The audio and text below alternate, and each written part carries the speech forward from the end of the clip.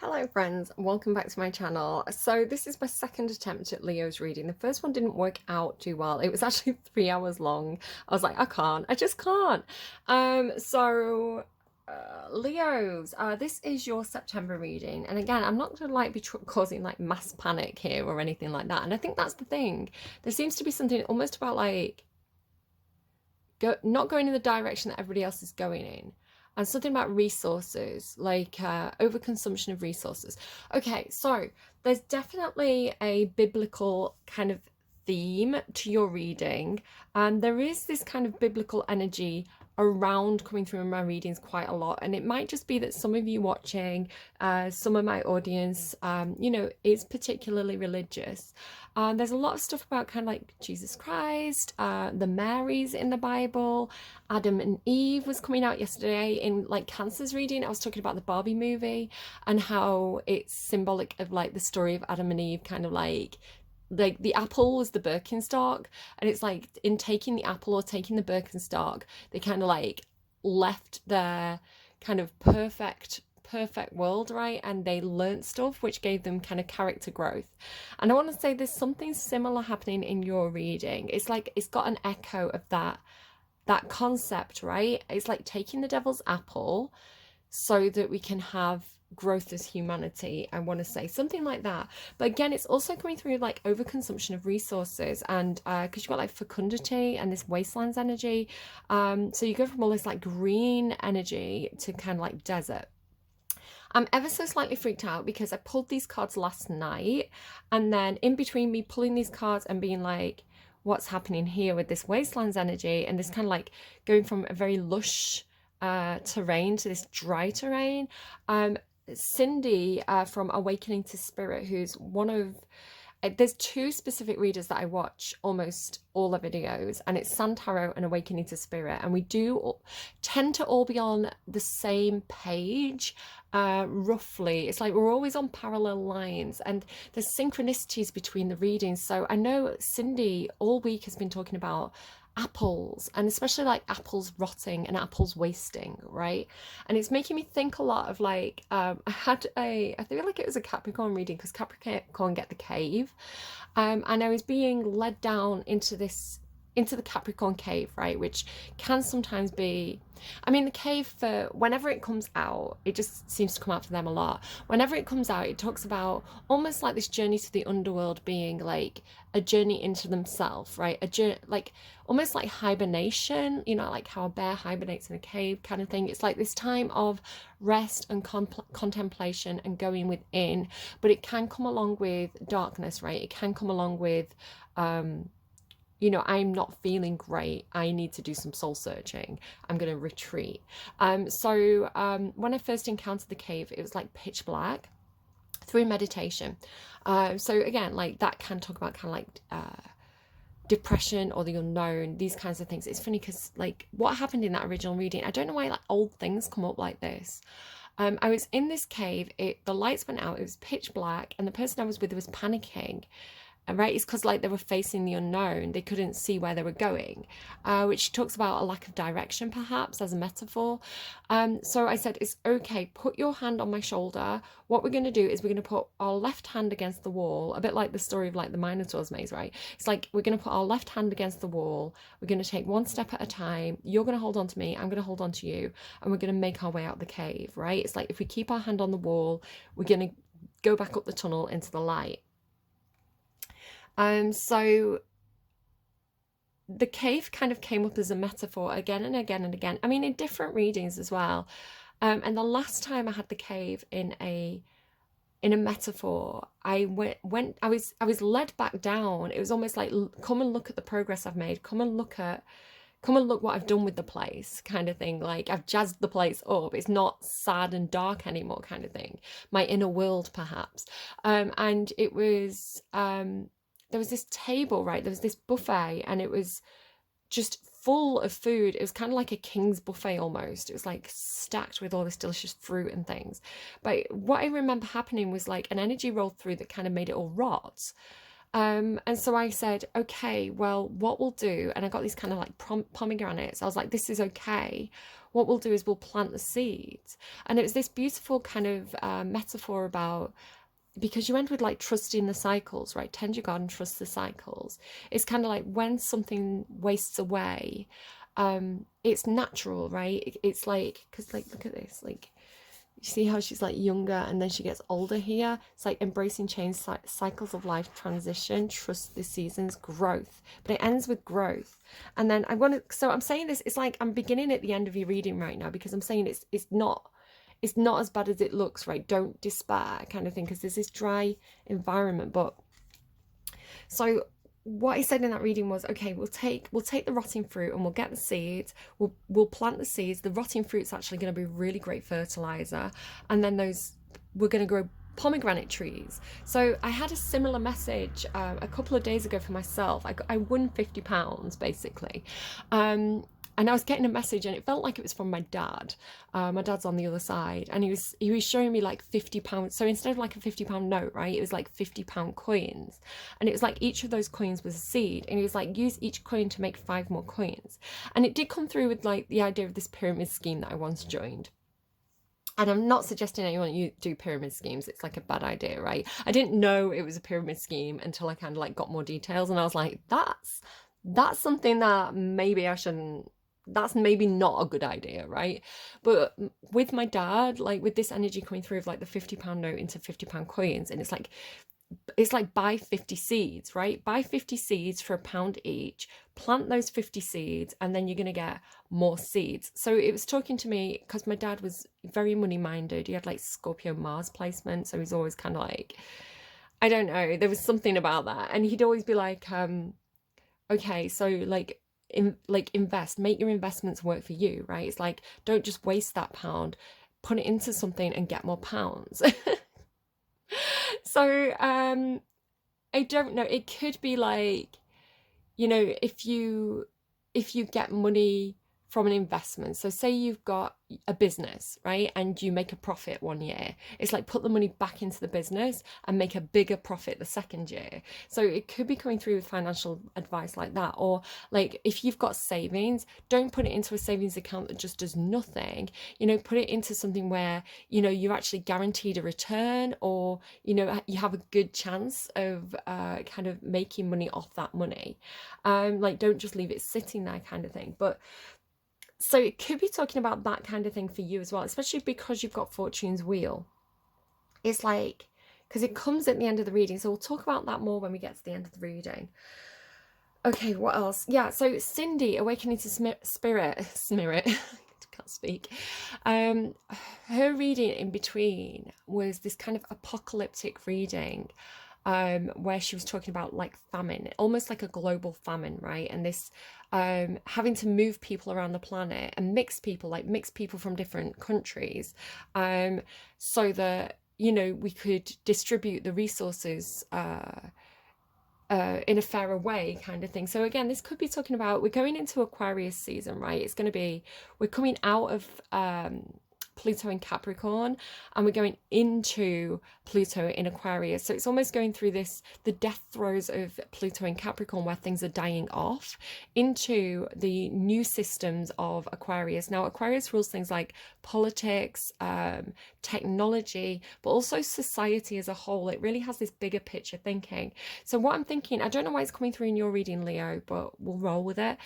So what I'm thinking is we may be going into a phase of a more global approach, a more global strategy to the management of resources on a global level, and also kind of food supplies, right? So I think I'm seeing a lot of like small startups as well. So yes, we're going to have the big systems, but I'm seeing a lot of kind of like community groups, community gardens, you know, small scale farming, because it's got this kind of, Aquarius always has this kind of like hippie kind of vibe as well. So I'm seeing a lot of these kind of like small groups that do the work. So again, it could be like charity groups. I always think when I talk about things like this, especially about like, I know one reading, maybe it was Aries, had this idea of terraforming.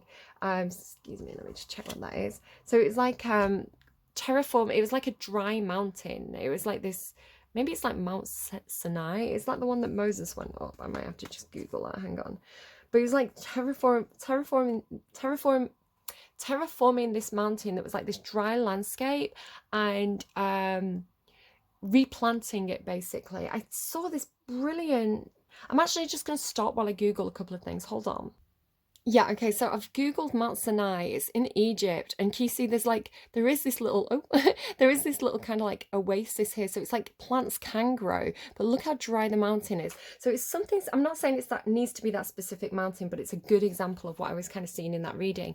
So it's kind of like we can terraform this landscape, right? We can take this dry landscape where it's not really appropriate for things to grow, and we can, if we plant the right trees, we can over time, especially like deciduous trees or trees that drop fruit, right? It attracts animals, and it kind of you know, like the leaves fall and it turns to mulch, and it actually changes the landscape. It changes the environment, and it also kind of like plant life and the root systems of plants can terraform landscape better.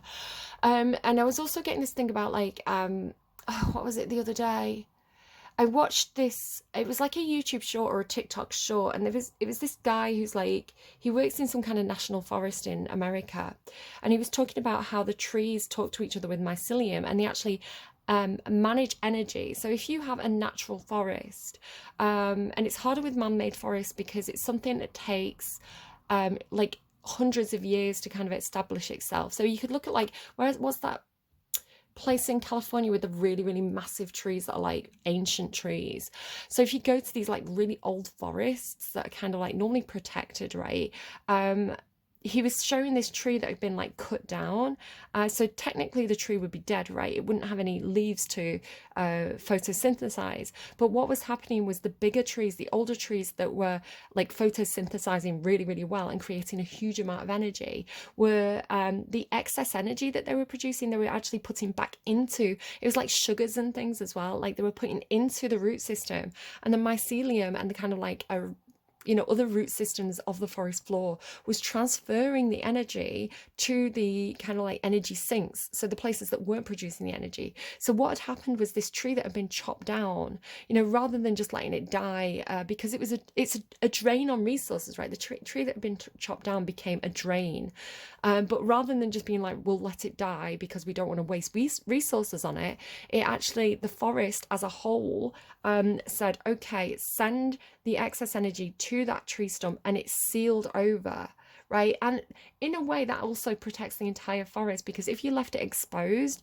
you know, rot could get in there, like bad fungus could get in there that could affect the root systems and the other trees. So to protect the whole, they sent energy to the damaged tree, and it sealed itself over. It actually grew it was like a scab, right? The bark grew over it.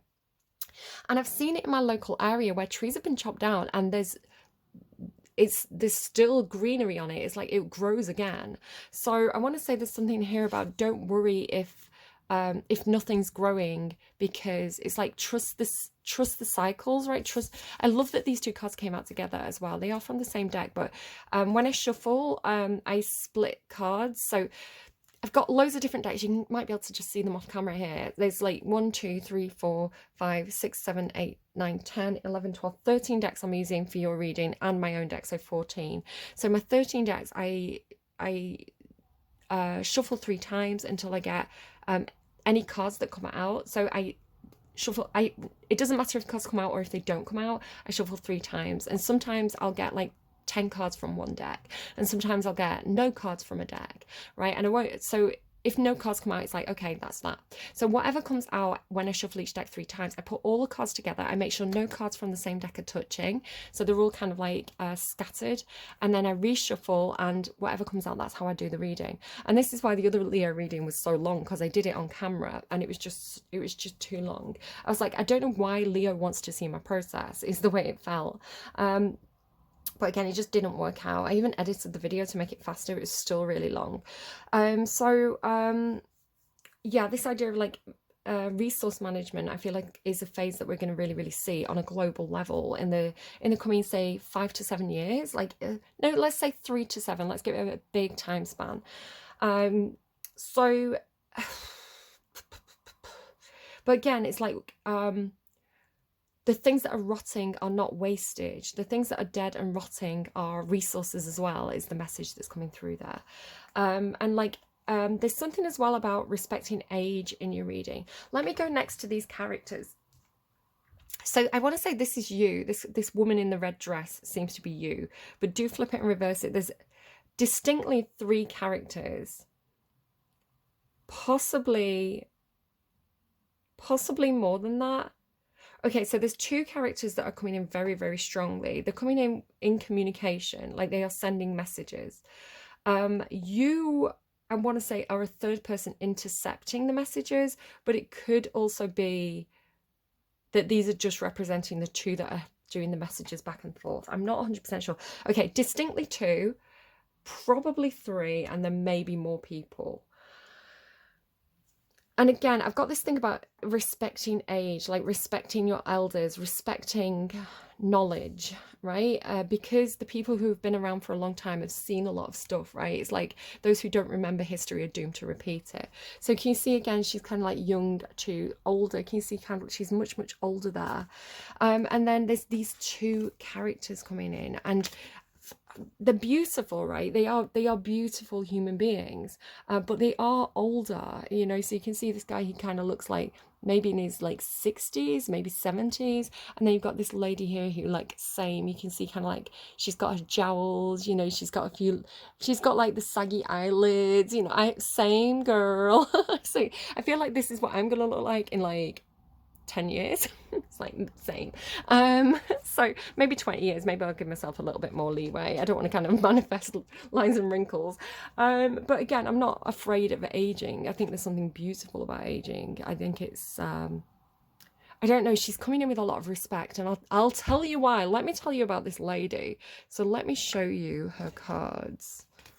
So specifically, she has these 3 in a row, and you have the Dragon's Lair. So the Queen of, I'm trying to call her the Queen of Ice. The Queen of Ice, the Queen of Air, is normally a Libra card. And I am getting Libra because in the first Leo reading that I did, the Ice card came out of my own deck and landed on my hand. And I have a lot of Libra in my chart. So it's like, it was like identifying me as, I'm not this cool, guys. Maybe in 10 years, but right now I'm not this cool. I'm goofy, right? But it's kind of like saying to me, this is confirming the Libran energy kind of thing is what's coming. And what's underneath that as well, what's underneath the Queen of Air is the unicorn, right? That is confirming to me, because I did suspect that this was her energy. She's almost like a shapeshifter is the way it's coming through. It's like she's the Queen of Air, but she's also, she can also be a dragon, she can also be a snow leopard, she can also be a unicorn. Like, she is this shapeshifter, you know, like, because you've got this kind of like shaman energy here. It's like somebody who can project it's like they can project their energy, they can project their soul into the form of an animal kind of thing. But she's very positive. It's not like a Dracula thing, right? It's not a scary thing. She's actually coming through as having a lot of authority. She's a queen, right? She's a queen, she's got a kingdom. And yes, it's the kingdom of the snow. I don't know why you get Game of Thrones so much in your readings. You know, you're the king of fire, and again, the Queen of Air is here. And again, the Queen of Air, she has, the Queen of Air is the Queen of Swords in the tarot. It's just called Air in this deck.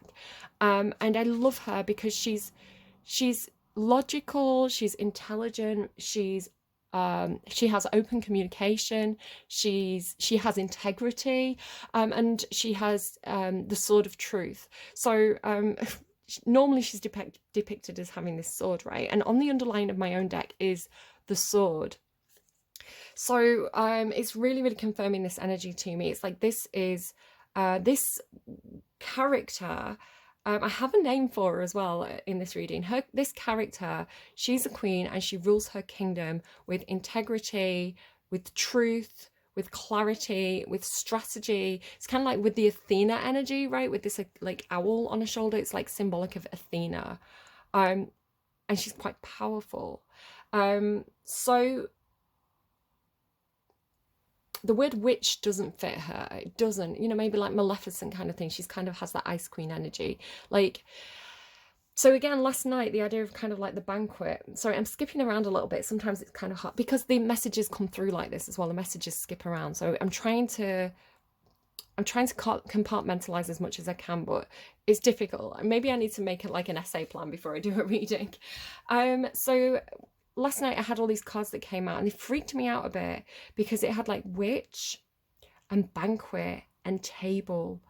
And so it's crazy to me. I was like, this is the energy about, this is the energy of the, the table, the banquet in the cave, right? And it's like it rotted and I planted the seeds and then the pomegranates grew, all apples grew, right? Do you know what? We don't actually know if it was an apple in the Bible. I think the fruit is kind of, I think it just said, I think the word used in the Bible originally was just fruit. I don't know where we got the concept of an apple from. You can fact check that. I don't know. I'm not an authority. But again, it's kind of like, so something about like aging, death and rebirth, which again has been coming through in Cindy's readings. And I'm like, what are we picking up on? Like, why is this also coming through in my readings? What is this? So I'm totally engaged with her readings this week. I'm like, tell me more, Cindy, because make it make sense, you know? So I was getting, with these two talking, so the Queen of Air is, I'm hearing in communion is the way it's coming through. The Queen of Air is in communion with the Wizard of the Woods because it looks to me like she has sent her owl to him is the way it's coming through. Because like, look at this card as well, all this owl energy. So the owl is her bird, right? The owl is her way of messaging. She sends the owl. So she's sending it to him. And I want to say maybe this other person as well. Or that could be her. I don't know. I'm not sure about the woman in red. I want to say that's you, right? I want to say that the Wizard of the Woods and the Queen of Air are something that's outside of you, right? It's like these two are communicating. And here it is. Here's the owl coming into him. So I was hearing that they're in Holy Communion. And Holy Communion refers to the feast that Jesus had before he died. And again, I've been getting all this Mary and Jesus, like Mary on a cross energy, like all these references to Jesus that have been coming through. So I'm like, what am I channeling? Is this, I could just be channeling good omens, guys, but it's kind of like,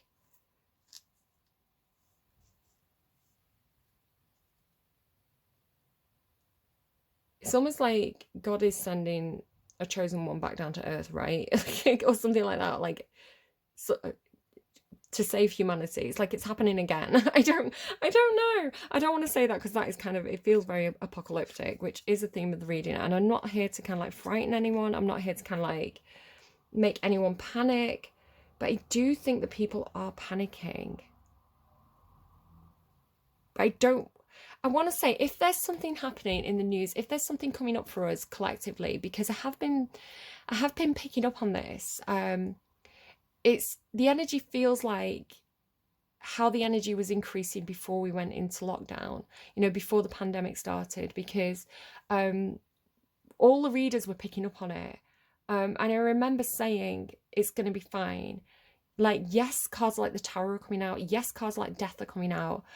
But we're going to make it through, right? It's like, it's a part of the cycle. It's happening for a reason. It's very Pluto, like Pluto energy, which is about plagues and things like that. So, like, I think if you look up the history of like Pluto being in Capricorn, Pluto's on like this ridiculously long cycle, and I think at the time it was the specific placement. I think it was like the Grand Conjunction or something it's called, and it was like Pluto, Saturn and another planet were all in Capricorn at the same time, and the last time it had happened was like 300 years before.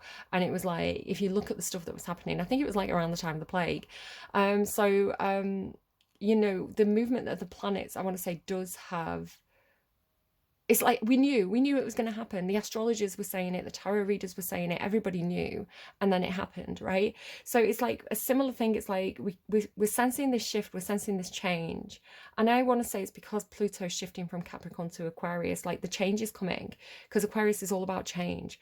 And yes, it's going to be disruptive. Yes, it's going to mean that we have to change the way we do things, but sometimes pressure breeds innovation. And I want to say that that is what's going to happen globally. Again, it's going to be good it's better in the long run, right? Because it's going to be a redistribution. It's like things are going to be more effective in the long run because they're not effective now. Each country is kind of out for themselves. You've got big business out for itself. You've got people drilling for oil. You've got like supply and demand chains that are going in one direction, and we're draining the resources of another area. We need to make sure that we kind of looking after the planet.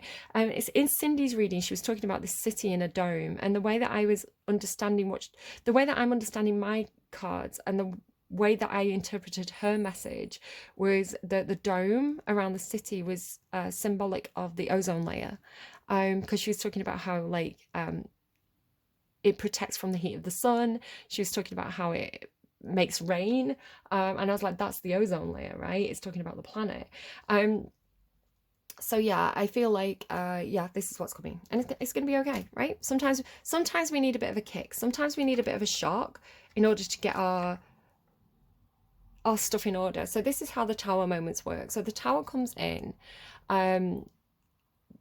The tower moment in the tarot is like is testing the foundations. So if a tower has been built on if it's not been repaired properly, if it's got faulty foundations, the lightning is going to strike and that tower is going to fall down, right? Or, the lightning is going to strike and the rainwater is going to get in. And it's just making you aware that that tower is not fit for purpose. You need to do some repairs, or you need to move to a different tower.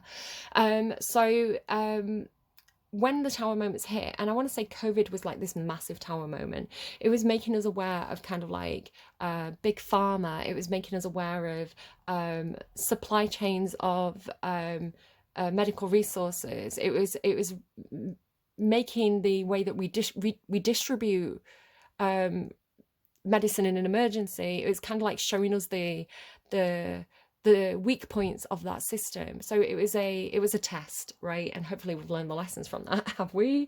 So Cancer's reading felt like running an earthquake drill or running a fire drill. Cancer's reading had all this stuff about if something happens, this is what we do. It's kind of like, this is the exit you take. We all meet at this place. This is where the resources are stockpiled, right? So they felt like running the drill, right, of what to do in an emergency. So I don't know. We're getting messages, guys. We're getting messages is what I'm saying. Let me go back to this Queen of Swords, whoever this is, and I'm kind of loving her. I kind of love it. It's like something, she has power because of her purity, right? The Queen of Swords is this card, this person who has truth and integrity. She's like veritas, if you know the Roman word veritas, right? She carries that weight of being a truth speaker, but also kind of like having very pure intentions. So it's kind of like everyone's going to the Queen of Air, right? Maybe asking for answers. Let's go and ask the Queen of Air. But she's scary. It's like scary to approach her because she's cold, right? She's icy. She's not the Queen of Cups, right? She's not the Queen of like, let's have fun, let's have a social party, like let's have a good time, kick our knees up, have a chat. She's not the cozy queen. She's not the Queen of Wands who's kind of like magnetic, like come to me, I'm hot, I'm fiery, we're gonna have fun. The Queen of Air is intimidating to approach, and for good reason, right? It's a protection. She's normally a divorcee. She's normally she's been through it, and this is why she's built up those defenses. So she's scary. She carries dragon energy, right? She's not easy to approach, but it's because she's protecting, and she's protecting the future in this reading. I love her. It came through with a song. So the first song that I got for you was Rhiannon by Fleetwood Mac. I love it. And the song Rhiannon by Fleetwood Mac is actually about it's not, right? When Stevie Nicks was writing this song, she didn't know about this particular myth, But there is a queen from Wales called Rhiannon. And now this is really significant because in your last reading, you got Wales twice. You got literal Wales, right? You got the whale card from my deck and you got another whale card. It was a whale song. So I was thinking, is it about Wales? Funny thing is as well, for like Gemini, before I did Gemini's reading, I was seeing King Charles, who used to be the Prince of Wales. Now, I don't know if that's significant in any sort of way, and I didn't mention it in Gemini's reading because I was like, I don't know if I want to talk about King Charles, but it's interesting because King Charles was the Prince of Wales, and then you're getting this Rhiannon energy, this Wales energy. So I don't know who like the Prince and Princess of Wales are now. Maybe I need to Google that. Prince of Wales. Is it still King? It's a title traditionally given to the male heir apparent. Who is the current Prince of Wales? Yeah, so it's Prince William. But I was seeing Prince Charles or King Charles. Could be something about Prince William. Like he's the current Prince of Wales. So anyway,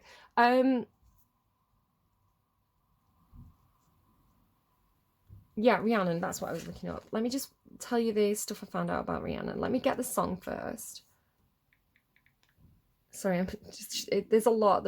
It's a lot, right? It's a big message to talk about.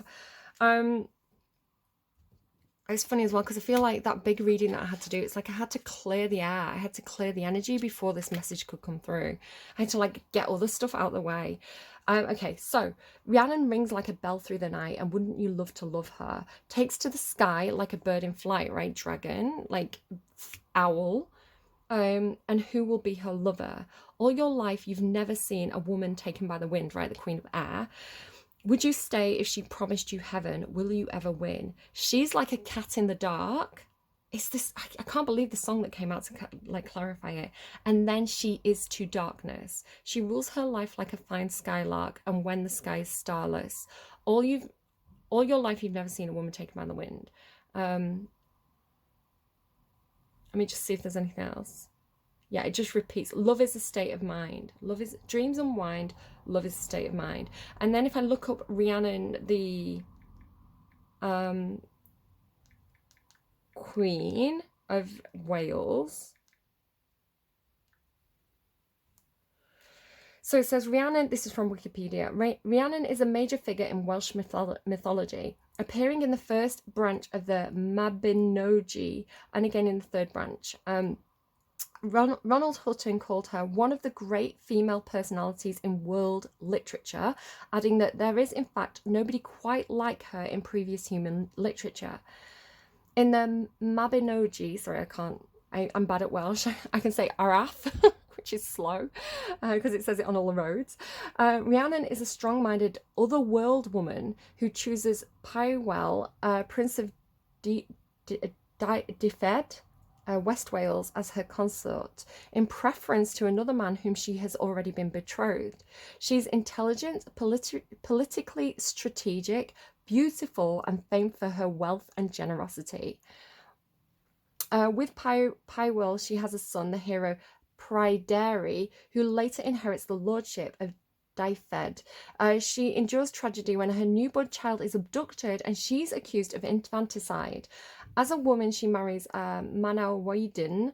As a widow, she marries Manawydan of the British royal family and has further adventures involving enchantments. And there was this thing about the child.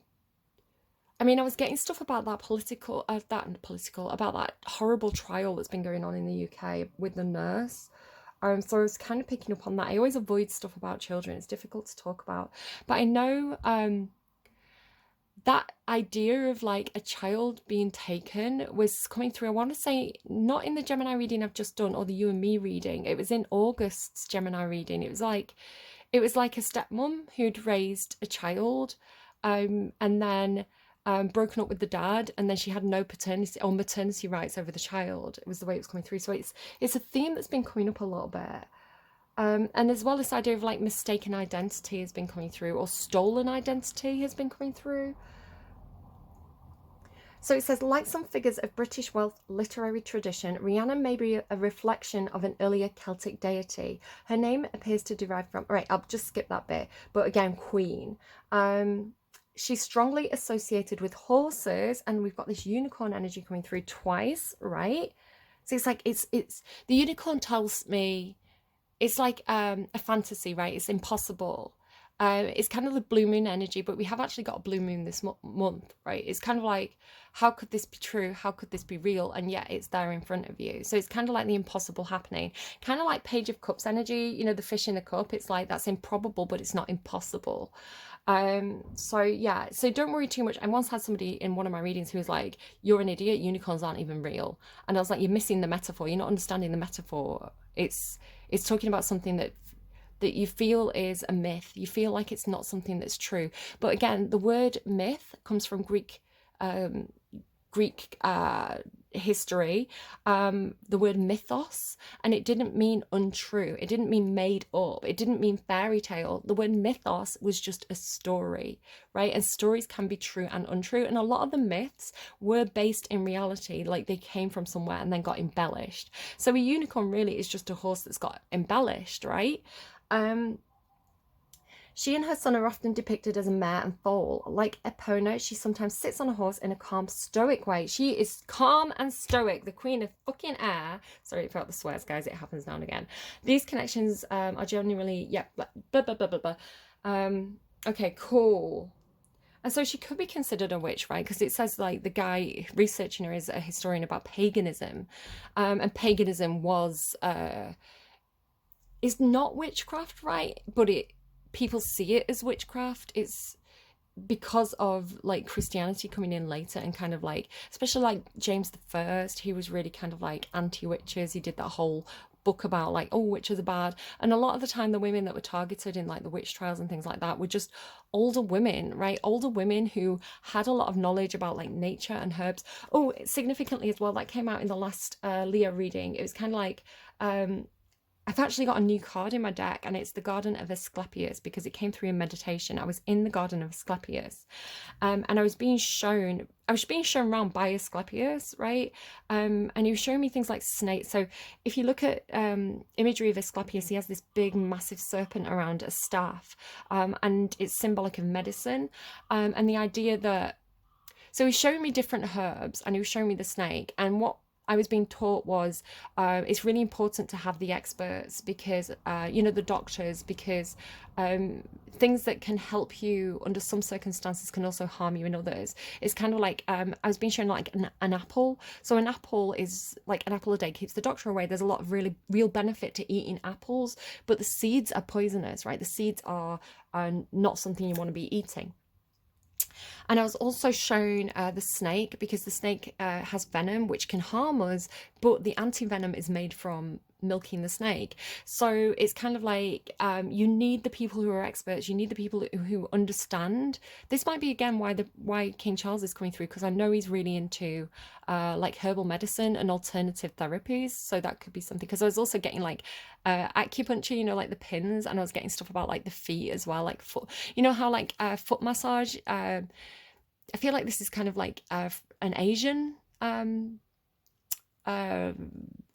medicine technique, but like palmistry, right? The idea that like the foot is a map of the whole human body. So like the big toes, the head, you've got like the kidneys, the liver. It's like if you rub different spots, it can help your body because it's like like if you have a knot in your shoulder and you rub the right part of your foot, it can help with the knot in your shoulder, things like that. So alternative therapies could be coming through strongly, but you need the people who are like experts. You need the practitioners. You can't just kind of like eat any old herb and hope for the best. I mean, Bear Grylls probably would, right? Yeah, it's talking about the people who, and the pagan religions knew, right? These witch women who were being hunted, they knew the landscape, they knew the plants, they knew the medicines, they could give you the herbal medicine. So there's some thinking, actually, I don't know why this is coming through, but I'm going to roll with it. There's some thinking actually now that historians are saying part of the witch hunts, which was, again, it was kind of like patriarchy hunting women, right? Which, but one reason that they think this happened was because there was a rise in medicine. There was a rise in kind of like doctors, right? So accredited kind of physicians and things like this. And so these were always male. Women weren't allowed to practice medicine in those times.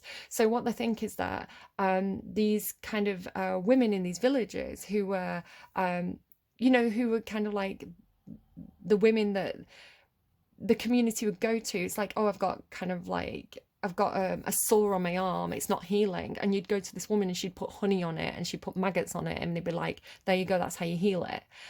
But like the doctors who were kind of like, they've been to university and they were kind of like, they wanted to make money, right? These men were like, people aren't coming to us, those kind of witch women are putting us out of business. If we do the witch trials and the witch hunts, we can get rid of these old women who have a lot of knowledge, and we can kind of corner the market.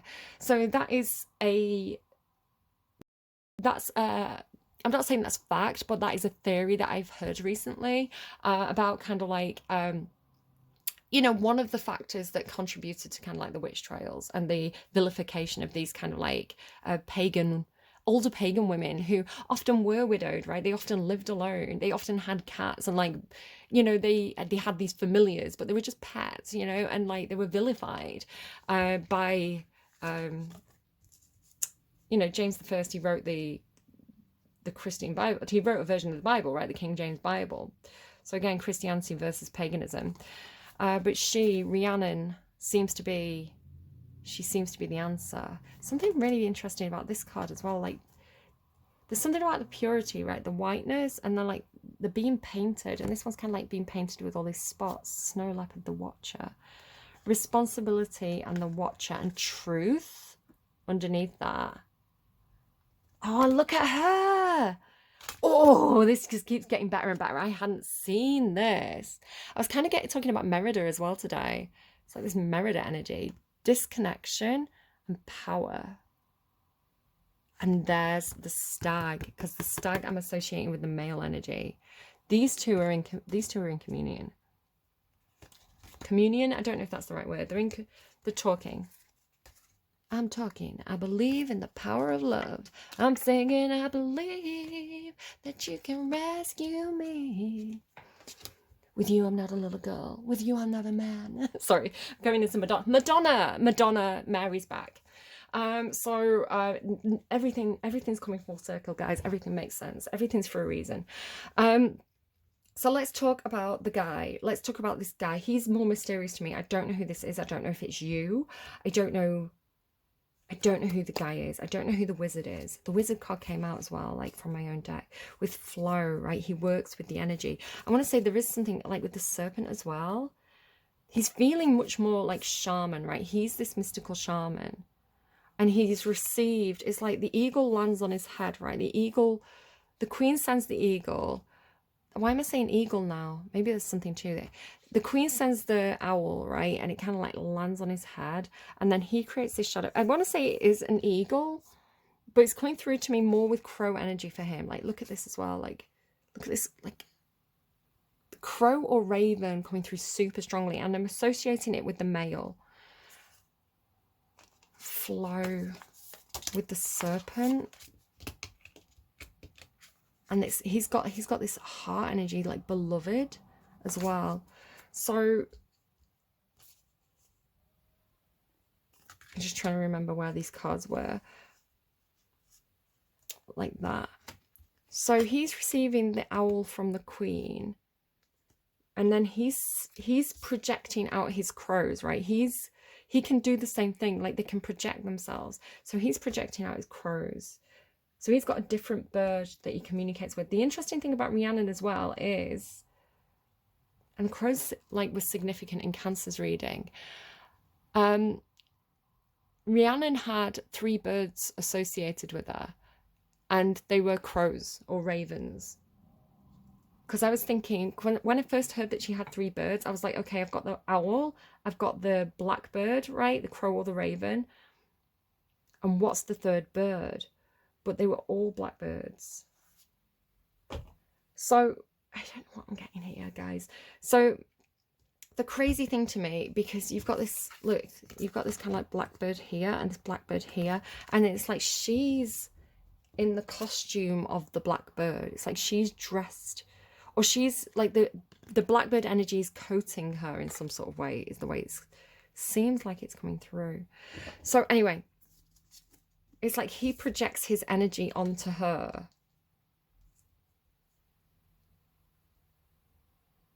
And the reason why I'm saying I'm associating him with the stag is because you've got this stag spirit, it's like the unicorn and the stag, right? The unicorn and the stag. Are they on British heraldry? Like, are they on like the queen? It's normally like the panther. Oh my God, it's heraldry. It's British heraldry, right? It's like you have the panther. I'm saying panther because it's kind of like, some people call it a lion. Apparently they didn't know what lions look like, so it's not really a lion. Like, I don't know. But it is a panther, right? Because it's like panthera. It's all big cats are panthera. The unicorn and the stag. The stag I know was associated with Richard II. So like the House of Lancaster. No, the House of York. The House of York, right? I'm getting that. Duke, Duke, Duke of Earl. It's from, what I'm seeing is King Ralph. You know King Ralph? He's like this American guy, but he's like, they chase his, like something happens to the royal family, and so they're like, oh, we need the next in line, and they eventually track it down to this American called Ralph, and he's kind of like a bit down and out, but he becomes the King of England. I love that film. And he starts dating the stripper. Who, like, I love that actress as well. She's so sweet. She's like the mum in, is it the same woman? She reminds me of her anyway, even if it's not the same actress. She reminds me of, you know, the Billie Eilish's mum, not Billie Eilish, Billie Piper's mum in Doctor Who. Right, okay, I'm getting distracted. So yeah, anyway, the crows. So the sword, right? The Queen of Swords has the sword. The king. Who the fuck is the king? We've got the wizard and we've got the queen. And now we've got the King of Swords, the Queen of Swords and the King of Swords. What's happening? The lion. So the king, the Lion King is this you, Leo? Are you the King of Fire, right? King of Swords is King of Air, right? King of Swords, King of Air. King of Lion would be King of Fire. King of Wands. And then the crows. And then what's under the crows? The raven. Now the funny thing is, these cards came out together. So these were the cards that I had: the sword, the lion, and the king, right? The sword, the lion, and the king. It's making me think of that emperor card, you know, from this deck where he's kind of, he's got the head of a lion and he's holding onto a sword. It's making me think of that. So the emperor now, the emperor. But yeah, and then I was kind of like looking at the birds and I was like, tell me about the birds. I can't believe it. I was like, tell me about the birds. Tell me more about the birds. And the crow card came out. And I was like, well, thanks. Yeah, I can see it's a raven, right? But I was like, yeah, okay, the crows, the ravens. But again, this idea of mistaken identity, right? They're so similar. And then the raven was on the underlying. I was like, are you fucking kidding me? I've also got an owl card. I was like this. I was like, where's the owl? It's like the raven and the crows. I think though there could be something, because there was something in Cancer's reading, right? It's like all these crows were coming through, and then it was like getting one in their sights, and it was like seeing this crow close up and like recognizing it. And there was stuff about threads, and afterwards I was thinking, you know, like threads, you know, like how you have like Twitter and Instagram, and there's now threads and like Blue Sky and things like that. I was thinking, is it? Or like when you're on social media, like you open the thread, right? It's kind of like you make a post and then you can open a thread. So threads, it could be social media, right? And crows and owls and birds talk to me about communication, right? The realm of the Queen of Air, she's the Queen of communication. I'm getting Rhiannon again. So, oh my God, the puppy. He's not on a lead. Wait, hang on, guys. Oh, such a cute dog. It was like a big, massive, fluffy lassie dog. You know, oh, it's so cute. But he kind of like, I just saw him running past and he wasn't on a lead. And I was like, hang on, is that dog a lost dog has escaped. So I was like leaning out my window to see where he's going, but he was following this guy. This guy had like stopped up the road and was like looking back for him. So he's clearly a good dog. Not maybe not a, I don't know about the responsible pet owner bit, but the good dog. You know, right. Anyway, I don't know what I was saying. I'm just losing my mind about this. I am losing my mind. It's like, what am I picking up on? What is this? So I have been getting this thing about stolen identity or mistaken identity. Specifically, it was coming through with or copycat energy, because we had like the unicorn and purity, but it was coming through like it was like black, like it was like in disguise, right? And like she looks like she's in disguise. I don't know if it's like intercepting, just thinking about Capricorn, Cancer's reading is like this thing about the two threads coming together. I don't know if there's something about this third person could be intercepting the messages, right? Intercepting the messages between the Queen of Air, and I want to say you, the King of Fire, I want to say or the Emperor, right? The Stag Spirit leadership. This one's intercepting the messages, and then it's like they're putting on the costume of the crow. So it's like, because at the moment with the problems with Twitter, right? People are leaving that platform. People are leaving Twitter and going to other platforms like Threads or Blue Sky. But I'm wondering, like, are people stealing other people's accounts? Because I went to join TikTok, and my handle was already in use. So I had to kind of like use a different handle. But like, it's quite a unique name, so it's strange, right? So it's like, are people pretending to be other people on these new platforms? As well, when I joined TikTok, I followed an astrologer. She's called Milk Astrology. I follow her on Twitter already. She's really, really good. Immediately I was followed by 2 other accounts, like followed back by Milk Astrology, like the L in milk was an I, and like Milk Astrology, but with like a 0 instead of the O. And it was like these 2 fake accounts that were like stealing her content. It's like intercepting the content, stealing the content, and then like cosplaying as that person. They're telling me, sometimes I receive direct sentence messages. They're saying this stealing Cinderella's season ticket to the ball is the way it came through. It's like one of the ugly sisters going to the ball with Cinderella's ticket, right? Cinderella's not got a clue.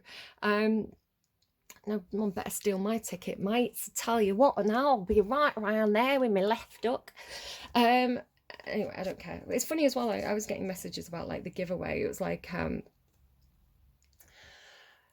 in my reading, it was like recognizing a situation was toxic and recognizing people were acting in like shady energy and being like, I don't want anything to do with that. I'm actually going to Queen of Swords it and step back from it. And I'm going to let those people generate, because it's like reading a karmic situation. It's like recognizing a situation as karmic. And this has happened in real life as well, not with social media, but with something else. It's like recognizing that something had bad karma, like written all over it, right? Especially if like money's involved. It's like that situation is toxic. Like you can smell it a mile off, like red flags everywhere. And it was like, I don't energetically want to be tied to that situation. So I'm going to do everything I can to like cut myself away from that connection and take my energy out, work on like my karma, like my pure energy. And I got actually told my slate's clean, which I think we carry karma across lifetimes. So I got the message like, I've done it, I've cleared some karma, so yay me. It was kind of like those people who are acting shifty or acting in their own best interests are generating very bad karma for themselves. I don't want to be connected to that, right? So to protect my energy, I've stepped back. I don't have to worry about them getting justice. They're not going to get away with it, right? They think they're getting away with it, rubbing their hands with glee, but the universe sees, right? The universe knows. And if I say to the universe, could you take care of that for me? I want to step back. Could you take care of that? The universe is going to take care of it. And people might not always get kind of like the just desserts in this lifetime, but they carry that karma with them like a black tar that sticks to them energetically. It sticks to the soul, right? They're not this anymore. They're corrupted, right? And so they carry that bad karma like tar, like through lifetimes, and they will energetically have to work through that, right? The karma sticks to them. So I'm like, why? I'm looking at this situation, I'm like, why would you be so stupid as to do something like that? Like, why would you be so stupid as to kind of like generate bad karma for yourself like that? Like, I don't know. And especially if you do believe in kind of like souls and, you know, being judged in the afterlife and all that kind of stuff, like, I don't know. I'm in the clear, guys. I got the message that I'm in the clear. I'm all good. Yeah, it's like I've got nothing to worry about really, have I, in the long run? Anyway, what's interesting, and one of the reasons why I'm talking about this for you, Leo, is you've got karmic relationships, Orion energy, polarity, soul growth, and conflict. So you are dealing with karmic relationships, and I am seeing these two that are at a distance from each other. I want to say this is the two that are communicating astrally, perhaps. I want to say it's astrally. It's like energetic communication between the Queen of Air and the King of Fire. And these are like the messages coming in, right? Because this is a card about messages. Now, karmic relationships are not always bad. I watch some tarot readers. I don't tend to watch them anymore. I kind of like, it puts me off. But they're all twin flames and karmics.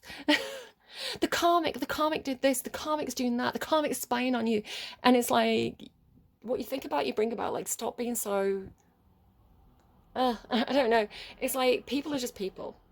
And every relationship is a karmic relationship, because karma is neither, well, you can have good karma, you can have bad karma, right? But karma isn't bad. Karma is just kind of like, you get what you put out. And if you're a nice person, you get good stuff back eventually, energetically. And if you're a bad person, eventually that's going to wrap around and bite you in the ass. So, yeah, karmic relationships, this can indicate soulmate or even twin flame relationships, destined relationships. Again, circling back around to this, you'll see where I'm going with this. It's a segue, guys, segue alert.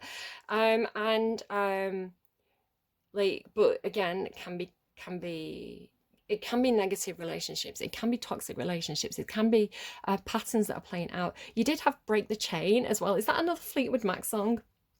Someone else had it as well, but you had it in your other Leo reading, and it's talking about breaking the karmic cycles, right? Breaking yourself out of bad patterns and breaking yourself out of toxic relationships. However, recognizing that they create soul growth, right?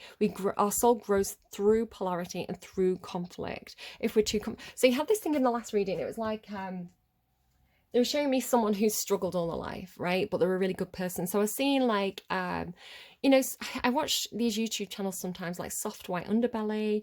And there's another one as well where they go around and they talk to homeless people living in San Francisco. And like in Manchester as well. I'm interested in like those kind of videos where they interview people who are living on the streets, and they've had like these, they have these awful stories, these really rough lives, and they've been given like no chances, and like the chances they have been ripped away from them, and you know, they've really, you know, terrible mental health issues, and just losing the houses, losing the families, you know, just awful stories, like heartbreaking stories. And yet they're friendly, they've got a smile on their face, you know, and they sometimes, like, not every single person, I'm not going to like paint everybody with the same brush, but sometimes these people have such a, it's like their soul is so big, it's like through their suffering they have this aura about them, or this like philosophical nature, and you think you look at these people and you think you're getting through the gates, no problems, you're going to get like priority tickets to get into heaven, because you know, you can see how good this person is, and like how much they've suffered. It's like the Good Samaritan, right? I guess. So, and then I was kind of being shown in your last reading, you know, like yuppies, you know, people who've been born with, you know, into wealth, with a big silver spoon in their mouth. They've never had to struggle for anything. Makes me think of, you know, like, it's like Made in Chelsea, you know, there's kind of like reality programs where it's like, there's so much drama, but it's so petty. And you think, do you know what, mate? If you had to live in the real world without mummy and daddy's help, you know, and without your network, because even if you don't have money, even if you have nothing, you know, if you've got wealthy friends, that's cutting a few corners for you, right? So it's like these people who have had this privileged life who don't understand what it's like to live off like the breadline, like, you know, just like having no street smarts. And it's like living, not every single person's, well, not every single rich person's like this, but you know, you do encounter these types, these archetypes, these personalities, and you kind of look at them and you think, you've had no soul growth. It's like you're a baby in terms of soul growth. Like you've got so much learning to do. You've got no idea, like, how compassionate people can be in times of crisis. Like you've got no concept of it. You know, it's all ego and material things and Instagram. And it's like you've just got no, it's like no reality. So it's like the people who, and again, that's not to say we deserve it or that we maybe choose it. I don't know. Talking about reincarnation and things like that. But, you know, recognizing that I am who I am because of the journey that took me to get here. And if I find myself to be a good person, and this is the thing about the purity card as well. The purity card talks about not somebody who's sweet, and not like a child, right? Who's sweet and innocent and naive and doesn't know anything about the world. The unicorn energy to me, the purity energy of the unicorn is somebody who's faced the darkness, who's been surrounded by darkness, and yet they still carry a pure heart, which is a hard thing to do. And yet, you know, it does, because I think hardship can create selfishness, but hardship can create compassion as well. You know, I think it's a test of a person to see how they act in desperate situations. You know, whether they think of others or they think of themselves. So, oh gosh, your reading's massive, Leo, guys. I've not even got through everything yet. So let me just get your other two songs and then we'll get like actually run through the reading in order. Order. So one of these songs was Wild World by Yusuf or Cat Stevens, got two names. Now I've lost everything to you. You say you want to start something new and it's breaking my heart that you're leaving. Baby, I'm grieving. But if you want to leave, take good care. I hope you have a lot of nice things to wear, but then a lot of nice things turn bad out there. And it does, your reading takes a turn for the worse, but again, don't panic. You're going to get through it. And then the next reading, the next song that came through, and I was asking for more clarification. I was like, I really need to make sure that I'm reading this reading correctly. You got Till the Ocean Takes Us All by the Cat Empire. Till the Ocean Takes Us All. I've been talking about the flood, guys. Noah's Ark energy here. I love you like oil coming down hard. I need you so fast. I need you so right away. Like a road train. I need you, babe. Let's burn it all away. I love you like water. You give me order. It's getting hotter. Believe me when I say, like a spring rain, I need you, babe. But nothing lasts forever after all. I love you till the ocean takes us all. And then it says, this is the story of two lovers like twins. They would do lovers' things, blame original sin, Adam and Eve, right? Look into their eyes only for the meaning of the hour, as if that only everything existed in their power. And yet, lo and behold, they drifted off a stream, humming. How does it go? But life is but a dream. Well, the stream became a river, and the river starts to tow. They didn't notice at all. And then it says, and on this black day, the people shouted from the shore, screaming, stop gazing and swim to save us all. But the twins didn't hear at all. They whispered nothings down the waterfall. And for what? Why did love become this void? When the ones we love are the ones we would destroy. Have you heard about the phrase that says ignorance is bliss? Well, what bliss could lead to this?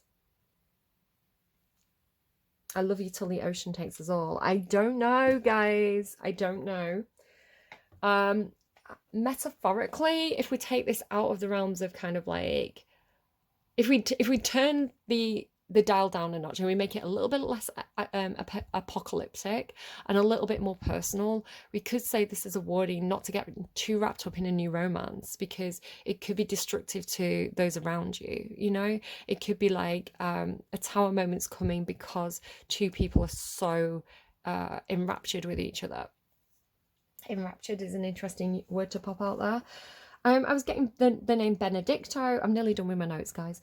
I was getting the name Benedicto, which was the name of one of the popes.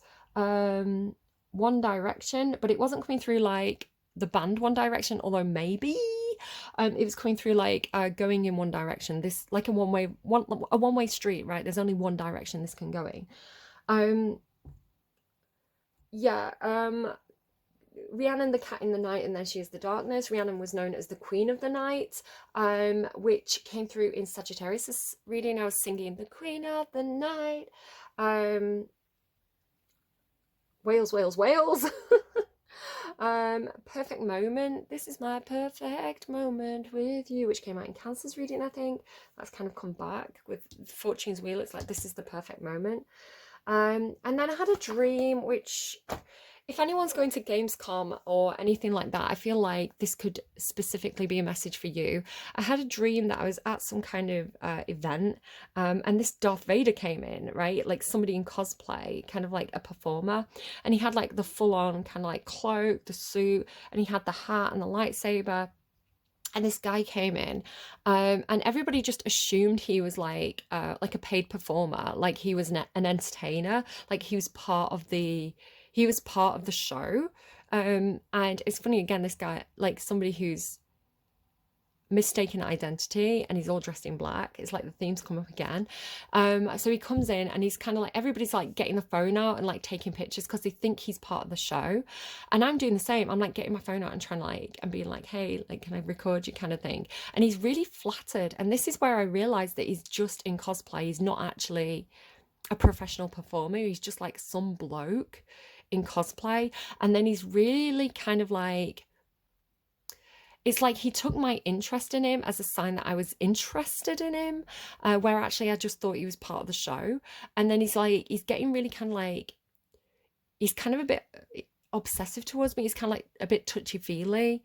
So I know that this can happen at events, especially like gaming conventions, cosplay events, where, you know, women might go in some kind of like cosplay outfit. It might be a little bit revealing, and they get unwanted attention from guys. And so again, it could be like, you know, paying someone attention because you think it's a professional, but actually it's just somebody who's, I don't know, just be careful, just be really careful. And of course, Darth Vader as well is kind of an ominous costume to be wearing. I just want to, I'm done now. I just want to go and lie down. Right, I'm going to roll through your reading then. I'm going to roll through Freudian slips, like they're all significant. Your reading starts with thunder. Now, this thunder has been in so many of the readings. It came through, I think, originally in the You and Me Scorpio reading, which was talking about chasing thunder. And it was like somebody who's kind of like storm chasing or ambulance chasing. It was like they were chasing the drama. And then it came through like they were chasing a specific person, because in Capricorn's reading, they had You Roll Like Thunder, which is a Lana Del Rey song, like you roll like thunder when you come to town or something like that. So it's like somebody who's there for the party. And it's been coming through since. I keep getting the word thunder. It's coming through for you with another Cat Empire song, which is again why I kind of freaked out when I randomized The Ocean Takes Us All, because it's like your second Cat Empire song, which again, you're the Leos, right? You're the Panthera, right? You're the Cat Empire. So Cat Empire, it's really making me think of that. It's funny that it's not come out. The Emperor, who's a cat, right? I call him my Leo Emperor. Let me just find him, see who he's hanging out with. Is that him? No. Where is he? And he looks like he's in disguise as well. This is the thing. He's a funny card. The Emperor's normally really, really good, though. The Emperor is normally like the Emperor as well. Like, I don't know, the Emperor, like Emperor Palpatine. I don't know, Star Warsy stuff. Where is he? Where are you, Leo? Why is he hiding? That's curious, isn't it? Is he even here? So it could be somebody going to a party, but they're in disguise. They're wearing a mask. And everybody's like looking for them. Like, did this person even show up? So it's kind of making me think of, you know, like Secret Millionaire, that TV show. Where's the Emperor? The Emperor's not here? Are you serious right now? There he is. There he is. I found him. So you see he's like the king with the sword, and he's the lion king with the sword. So I feel like it could be like a CEO, right? It's like the CEO's gone to this, like, maybe this is something that's going to happen at Gamescom, right? It's like at the gaming convention, but the CEO's wearing a mask, and everybody's like, did he even show up? Right? And then it's like, yes, he did, but he wants to kind of like, it's kind of like a Prince and the Pauper type situation. It's kind of like he's down, he wants to be down on the show floor, right? It's like if he walked around without his mask, it's kind of like if Mark Hamill turned up at Gamescom, he would be mobbed, right? And that's what the Thunder card is saying. It's like the mob, right? It's like the rush, everybody rushing in it's coming through with like Gold Rush, right? Everybody rushing in one direction. One Direction, oh my God. And they're telling me falling feels like flying to La Bone Crush, which is a Taylor Swift song. And I've been getting this idea of like Taylor Swift, like concerts when somebody's really famous and then the crowd surges and people get crushed. Be really careful if you're in a big crowd. It's like, don't follow the crowd this month. Don't go in the same direction as everybody else. If everybody's going in one direction, choose a different route, right? Like a couple of readings had this kind of like back passage or back door energy, which is funny because I left a theatre accidentally by the stage door. I took the wrong exit and I kind of went out of the stage door, and I was kind of like, the crowd was all there like waiting for autographs, and I was like, I'm not famous. I just came out the wrong way out of the toilet, guys. But like, anyway, it's kind of like that. It's like if there's a rush of people all in one direction, maybe you're going to a One Direction concert. It's like, don't go the same way as everybody else. Like take a side route, right? If something happens and like everybody panics and runs, go a different way, right? Stay safe. Anyway, what was I fucking saying? So it's like if Mark Hamill was like there on the show floor, there'd be a rush, right? There'd be a crowd, there'd be a crush to get to him. So it's kind of like Mark Hamill wants to go out on the show floor, but he's going to put, a Darth Vader costume on. And I'm not saying that he's kind of like a pervert or anything like that, like different situation I'm talking about now. And so he's like walking around the show floor, kind of talking to people, like listening to what people are saying. So he's kind of like the CEO's there, but he's kind of in disguise because he wants to hear what people are really saying, right? About if this is like about a game, it's like he wants to hear. He doesn't want people, because like this is the thing about the Queen of Swords as well. Like she would tell the Emperor the truth, right? She's like, people hate your fucking game. Like sort it out, mate. But like, you get the flatterers, right? You get the panderers. So it's kind of like if I go and talk to people, I'm gonna get it's like the horse's mouth, right? I'm gonna get it out of the horse's mouth. I'm gonna get it straight from this person, but they're not gonna know who I am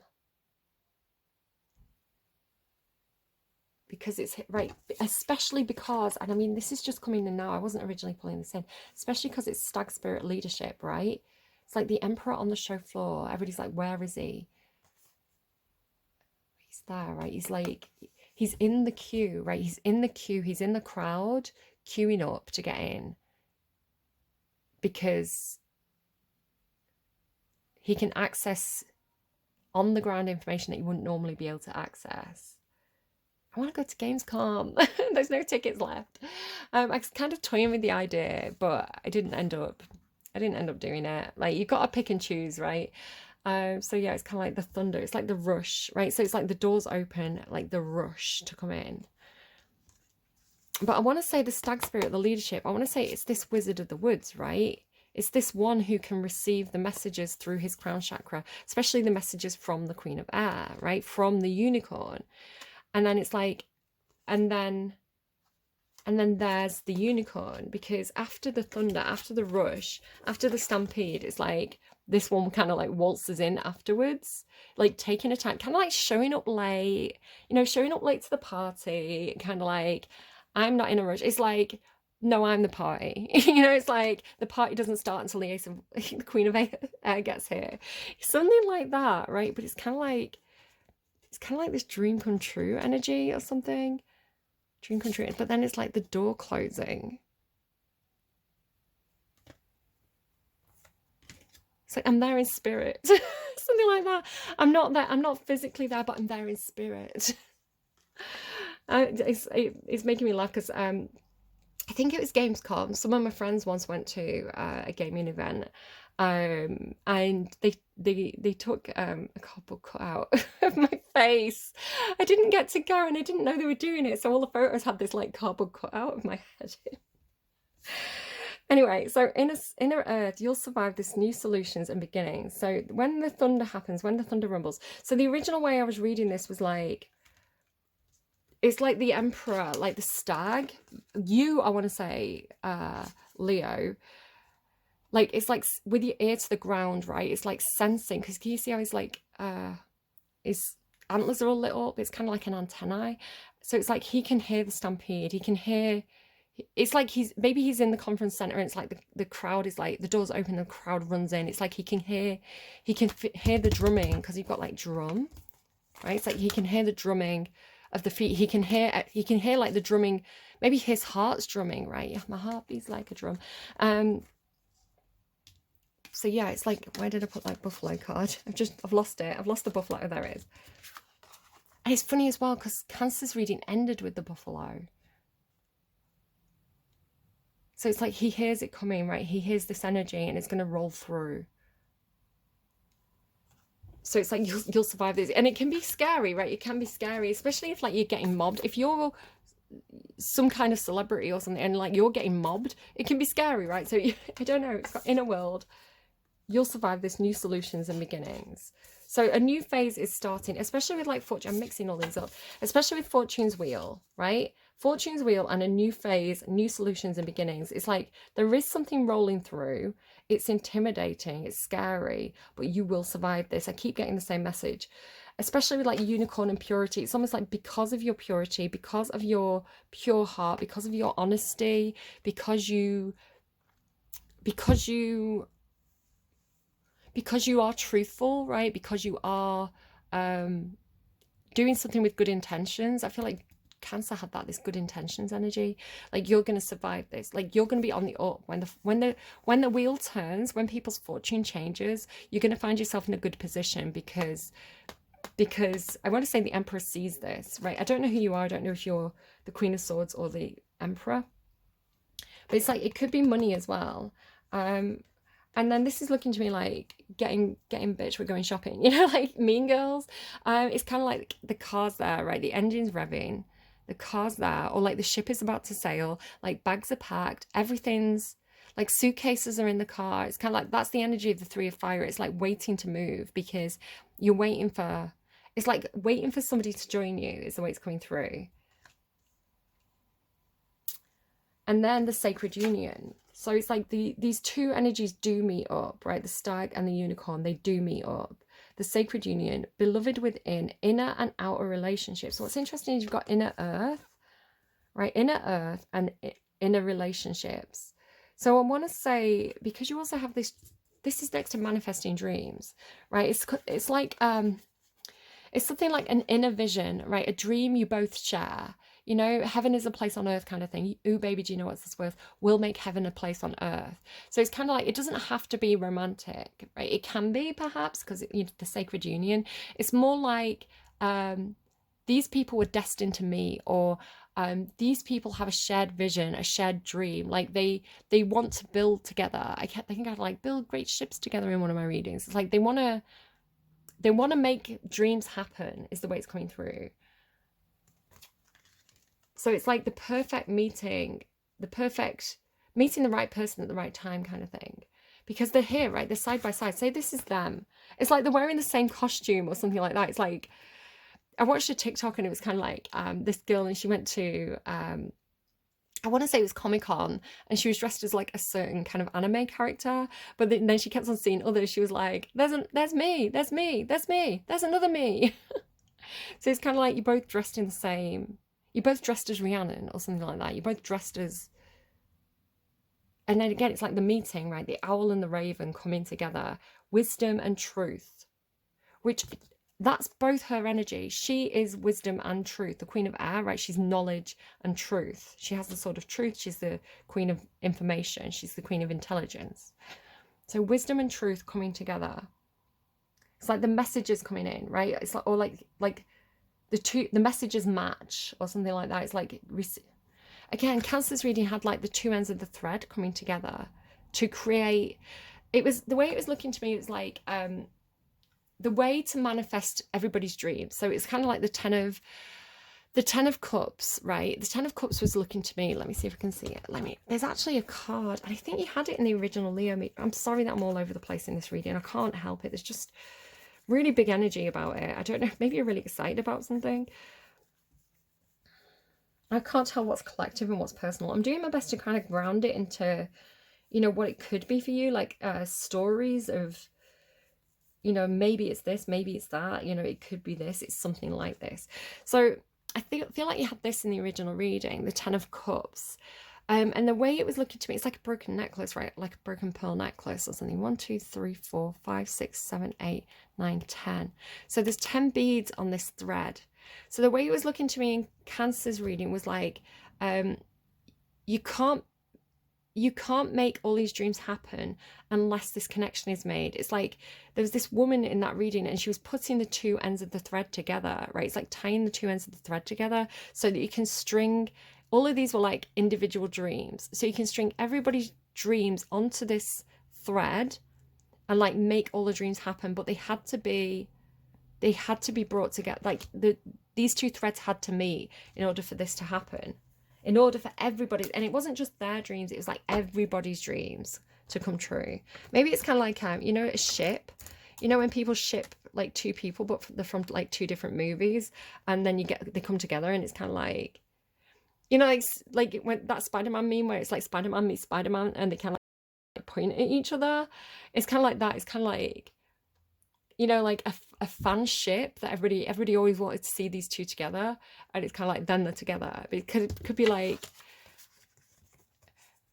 I play Sims, so for example, it'd be like going to some kind of convention and seeing like Bella Goth from The Sims 1 with like Bella Goth from The Sims 2, Bella Goth from The Sims 3, and Bella Goth from The Sims 4. It's like seeing, because she's wearing the red dress, right? It's like having the 4 versions of Bella Goth all in one place at the same time, and kind of like doing the Spider-Man meme of like, oh my god, is she like, it's like that. In some sort of way, manifesting dreams, like, and again, like manifesting dreams is these two otters, right? It's like these little sparkles, like they have the same idea, they want the same thing to happen. And again, it's like this idea of like projecting, like the raven's projected, the mystical shaman's projecting his ideas, right? So it could be like a projection, right? It could be like a what would you call that? Like a presentation. There you go. I was like, meeting. I don't work in business. I don't know the words. A projection. Like, I don't know. It's like, you know, when you kind of like do the stupid things on the projector. Did you do that at school? Like we had a projector in the school assemblies and we'd like go and put the hymns on it, and like 2 kids would get picked. It was like on a rotation, and like when it was your turn to go up, and like it was like the cool thing to do. So when you went up and the teacher was talking, you'd have to kind of like do like the little like a little birdie, or like the little bird. Like I can't do them anymore. I don't know how to do them. Like the little birdie on the projector. Anyway, right, the bloom. Creations realize, right time, harvest celebrate. So right time, it's like the perfect timing. And then creations realized, it's like the dream manifests is the way I'm seeing it. But after the dream manifests, you then have this into the unknown. It's like, okay, so what next? And it's like this dry spell phase that you go into where you have to really kind of like be careful with your resources. So you've got all this like blossoming energy. So the sacred union, the bloom, especially with the purity card. So when I meditate on bright white light energy. I meditate on like pure white light energy. And if I meditate long enough, sometimes what happens is I get this unfurling. It's like a rose within a rose within a rose. And it's funny because it's something I have very naturally to me in meditation. And it turned out to be like an actual thing. It's kind of like the 100 petal rose or something like that it's called. I can't even remember. Or the ever blooming lotus blossom. I can't remember the name of it. Again, I had the vision before I knew it was an actual thing. But it's kind of like it talks about soul growth. So for me personally, when I focus on this bright white light, and eventually it kind of turns pink, and like a lotus or a rose, it kind of like unfurls, and it's got this kind of like blossoming energy to it. And it talks about soul growth to me, or kind of soul optimization. So it could be something like that. But also I'm getting like actual landscape, like the actual, like the refuge we call home, right? Planet Earth. Oh my gosh, I've seen this before, but I forgot it was there. She's got the unicorn in, she's got the unicorn in the, it's like the crystal ball, right? Because I'm kind of seeing this as like the crystal ball. So maybe the mystical shaman, maybe the wizard of the woods, because he does look like he's got something in his hand. Maybe he's holding the crystal ball, right? And he's seeing, it's like he's looking at everybody's dreams. Which is funny because that's what came out in my own personal reading. Am I the wizard of the woods? It's like she's also doing it, right? And doesn't she look like she's in cosplay? I'm gonna have to stop a second, guys. I need to sneeze.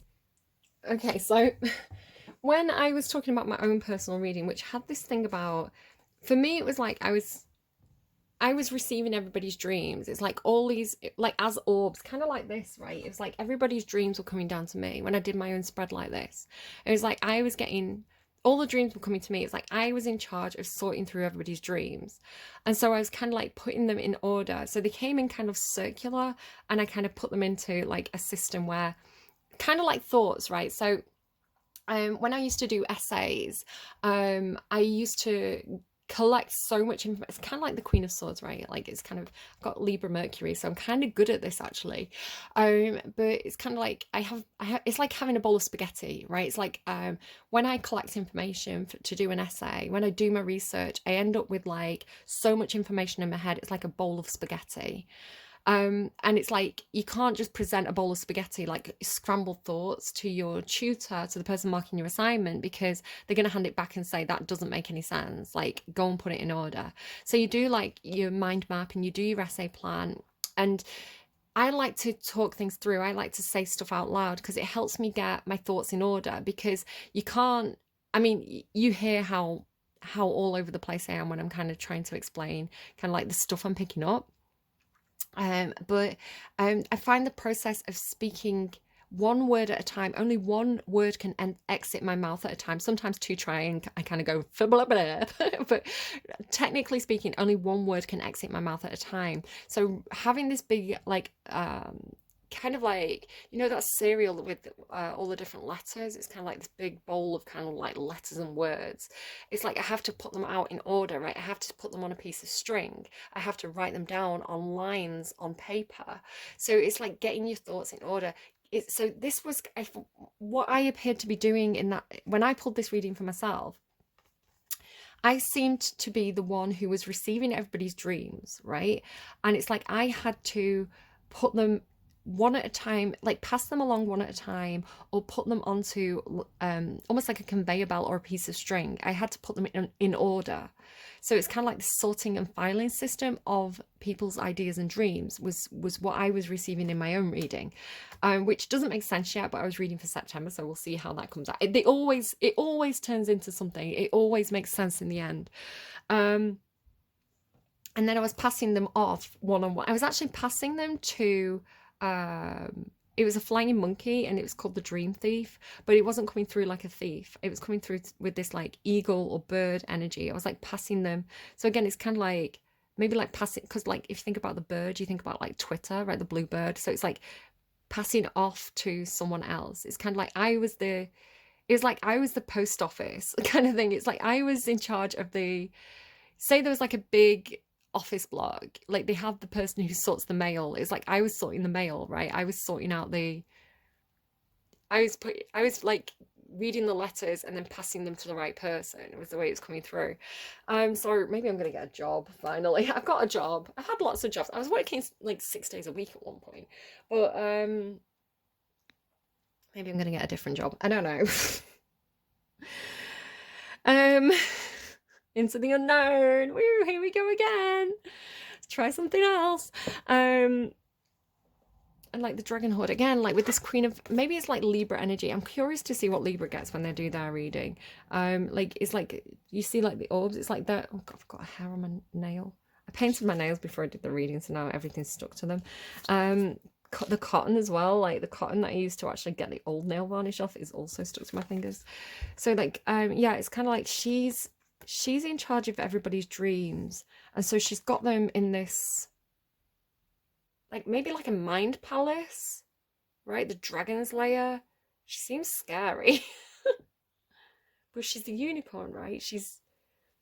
And I feel like dreams are in good hands with her because she can communicate really well, and also like with all that integrity energy and all that purity energy and all that kind of like the impossible being made possible energy. She could be really good at, so this could be, if this is some kind of business thing for you, Leo, this could be some kind of like strategist, because the Queen of Airs like an advisor. The Queen of Swords, she's an advisor. So she can be the sort of person who says, okay, let's come up with a strategy, you know, like, because fire energy, so Queen of Wands energy or King of Wands energy, tends to be at the helm of the ship going, come on, everybody, get on board. This is the project we're doing. This is, because ship to me can sometimes come in as like work project. So it's like, everybody get on this project. I'm at the head of the ship, like the Lion King, right? I'm on the head of this project. Everybody get on board. Tell me your ideas. What are we going to do here? Like, how, like, what are your marketing ideas? It's like really excited. And you get like, that's brilliant. That's why the King of Wands is such a good leader, right? Because why Leo's are such a good leaders, because they take everybody, like they listen. I used to have a Leo boss and he listened. He was such a good listener. And he was really positive as well about everybody's ideas. Like he really did listen and he really did seem to care, right? He had that warm nature. And it's like you wanted to work for him, right? You wanted to tell him your ideas because he was this big lovable lion of a guy, right? He was like a big teddy bear. And he's like, and you felt valued. You felt really valued because of his warmth, right? Because of his natural, like, social skills kind of thing. So it's like, everybody jump on board. Like, get in, we're going shopping. We're going shopping for, like, stuff for this project, right? We're going to put on this stage play. We're going to put on this, maybe you're putting on like a stage play and it's like everybody's got to go and get the costume. So you're going shopping for like taffeta and sparkles and masks and feathers, right? But you also, it's like everybody's got the dreams. Everybody's like, we could do this, we could do that, we could do this. But you can get overwhelmed with that, right? So it might be like, but how? How do we do it? It seems, how are we going to pull this production off? It seems impossible. That's when the Queen of Air goes, I've got an idea, right? Because they think of everything. Like Libra, Queen of Air, Geminis as well, like if it exists, if it's possible to think about it, they've thought about it, right? It hurts. I've got a Libra sun and a Gemini moon. It hurts, right? My brain is a scrambled mess of wet spaghetti. But like, if you need information, it's in there somewhere. Just give me some time. I'm gonna go and sort through the files. I will find the information you need, right? It's that kind of energy, because she's the watcher, right? Because she's watching and she's responsible. She's organizing. Ooh, okay, I'm liking this. Well, I am always so curious. I'm like, because the more deep I get into a reading, the more I'm like, oh, I think, is this what it is? It could be this, it could be this. I get really engaged. You do have coming apart. It was in, I just had a moment. So in your last reading, you did have coming apart, but it was like reluctant. It was kind of like, the way it came through in your last reading, it was in the underlying and it had deep dive with the whale underneath it, deep dive, and the Seven of Pentacles. And the Seven of Pentacles looks to be like somebody who's being reluctantly turned away, like to go a different way. It's kind of like, this isn't the path for you, right? One direction. It's like, and then with the door closed, it's like, this isn't the route you're meant to take. You know, we've got something in mind for you. It's like pulling someone aside. You know, it's like pulling someone out of the crowd and saying, no, it's like pulling the Queen of Air out of the crowd and saying, look, no, we've got something in mind for you. Don't go the same direction as everybody else. Come this way, because you're the perfect person that we need. Because in the underline of the last reading, it had the whale, which again, maybe someone's from Wales. With the dragon as well, like the Welsh dragon, Rhiannon. So yeah, maybe someone's from Wales, but like I'm not from Wales. My nana lived in Wales, so I've been visited Wales. I'm like, am I getting pulled out of a class? It's like, I'm starting to question. I'm like, what's going on? Am I getting headhunted? What's happening here? But in the last reading, it was like, it was reluctantly coming away. It was like, I don't want to leave, right? I don't want to leave the convention center. I don't want to leave the crowd, but coming away reluctantly, because it was like someone was coming in and saying, you're the one that we need to do this task. It's like, we need somebody to do a deep dive. It was coming through like diving to the bottom of the ocean, but not everybody can do that, right? It has to be a specific person, or it has to be somebody who's capable of doing it. Because this person was resonating, it was actually resonating with the whale song, right? It was like something within them that was resonating. So it's like, with resonating, it's like you match the profile of what we need. It's like we're headhunting, we're looking for a certain person to fill this specific role.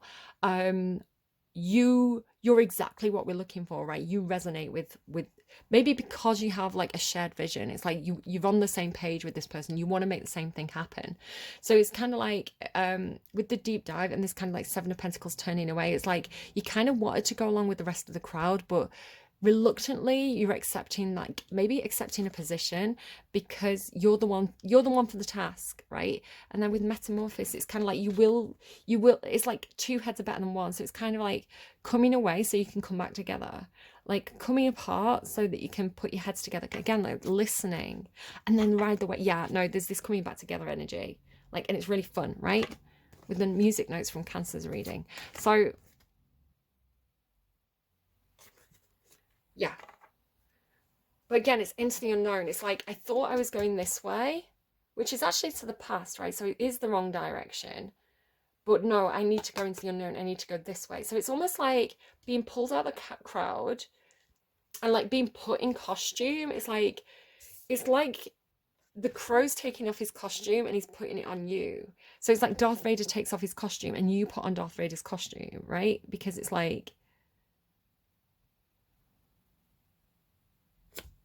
kind of making me think of a story of my dad. My dad was Leo. And it was in like the 70s, and Star Wars had just come out in the cinemas, and my dad was kind of like out with his mates, kind of hanging around, seeing what was going on in town.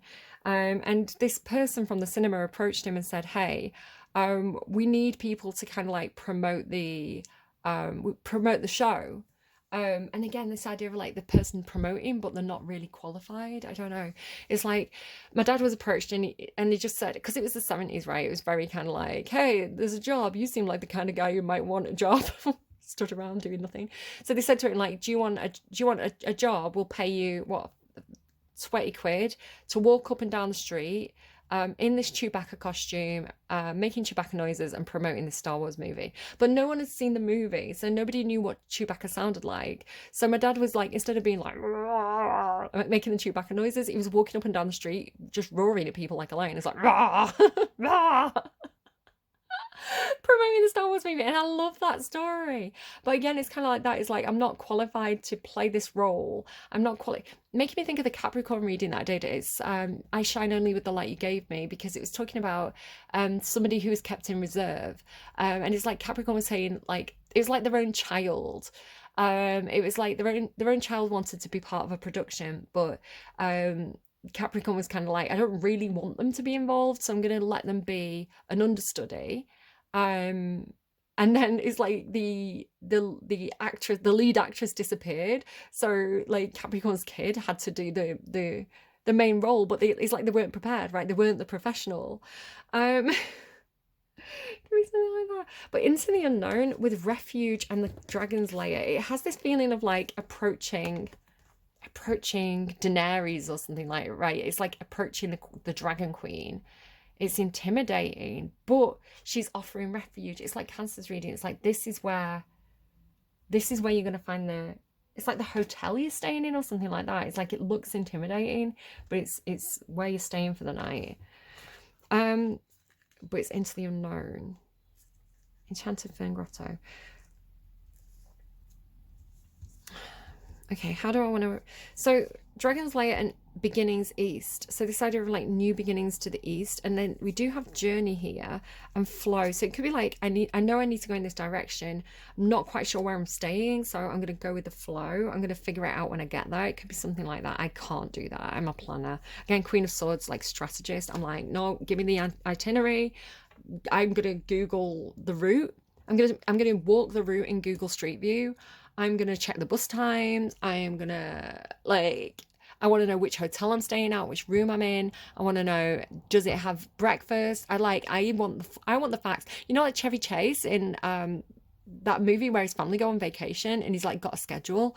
I'm like, give me the schedule. Like, yes, I'm so glad you have a schedule. Give me the itinerary. Like, let me know everything. And then I'm going to ask questions. I'm going to put, like, I'm going to highlight areas. Like, I'm going to, do you know, I'm that guy. So beginnings east, it's like this fresh, it's this movement east. So again, you could be traveling, but specifically you could be traveling east, or maybe setting up a new office. Deep, quiet meditation and stillness. It's like you'll find the answers within, right? You have the unicorn energy within you. You have that connection to your guides, the universe, whatever it is. You had a lot of like soul family and star family, literally two cards that both said the same thing at the beginning of the other reading, the off-camera reading. So it's like calling your tribe to help, calling your soulmates. And you, when I say that, it doesn't necessarily mean like birth family. It means the people who resonate with you, the people who share your vision, the people who vibrate on the same frequency as you, like Avengers assemble, right? Leos assemble. Again, it's like the idea of like you're both in the same cosplay. So in so deep meditation and stillness, it is like this. It's like he's checking his compass or something. He's checking in with his spirit guide, right? Maybe this person does have a crystal ball, so he like checks in or like meditates with it, and like he checks in with like that guidance system, that internal guidance system. So it's like the need to meditate, the need to, I'm kind of getting, you know, when Muslims pray at a certain hour of the day, so they carry like the mat with them, and so it's like, okay, I'm traveling, okay, I'm on vacation, but at a certain time of the day I need to stop, I need to face a certain direction, I need to do my prayer, and then I can pick it up and keep going again. So it's almost like, it doesn't have to be that, but it's kind of like I need to make sure that I make space for my meditation practice. You know, at 5 minutes, 10 minutes, 1 hour a day, I need to do that because it keeps me connected, it keeps me grounded. Don't waste your energy. Now, there's something again coming through here with, again, that idea of like Persephone eating the pomegranate seed, right? It could be something to do with fertility. Again, I feel like that's been coming up a lot for Awakening to Spirit, with the idea of like an apple that wasn't picked, or it's kind of like Secret Garden by Madonna again, another Madonna song. A flower that isn't born, a heart that will not harden, a place that can be born in my secret garden.